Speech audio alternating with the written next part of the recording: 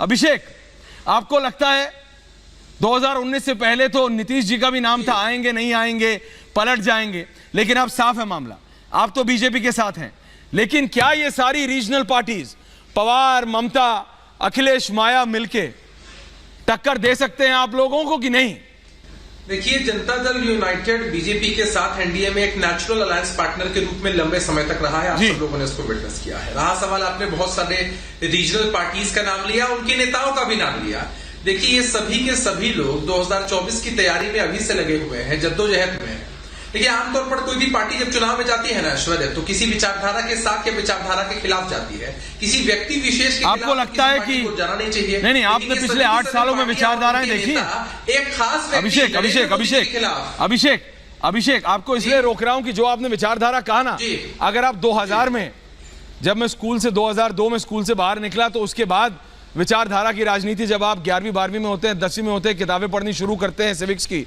अपराजिता जी, आप तो farmer bureaucrat भी हैं, तो ऐसा होता था कि विचारधारा होती है, एक होती है राइट, एक होती है लेफ्ट, एक होती है सेंटर।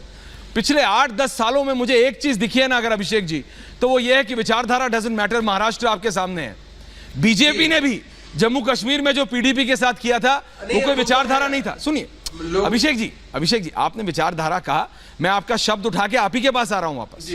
मैंने सिर्फ और सिर्फ अपराजिता जी को इसलिए क्यों किया, because she is a bureaucrat, उन्होंने पढ़ा है और वो जानती हैं कि किस तरह से मंत्री, और अब वो आज खुद संसद में है तो वो समझती हैं। लेकिन मैं ये कह रहा हूं अभिषेक कि विचारधारा फर्क नहीं पड़ता, विचारधारा नहीं, winnability is the only and the only. जीतना सिर्फ एक मूलभूत कारण है किसी भी अलायंस का, जीतो बस, साम दाम दंड भेद, जीतो।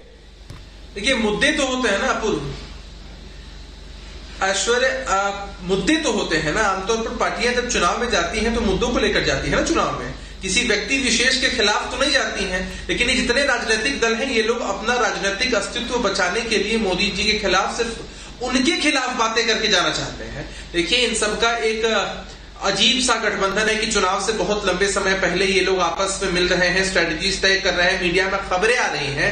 लेकिन मैं आपके माध्यम से भी इन लोगों को स्पष्ट कर देना चाहता हूं, आश्वस्त कर देना चाहता हूं, देखिए, आप कितने भी हथकंडे अपना ले, आप कितनी भी भ्रामक बातें कर लें, कुछ भी कर लें, लेकिन फिर से जनता का मैंडेट एनडीए को ही मिलेगा।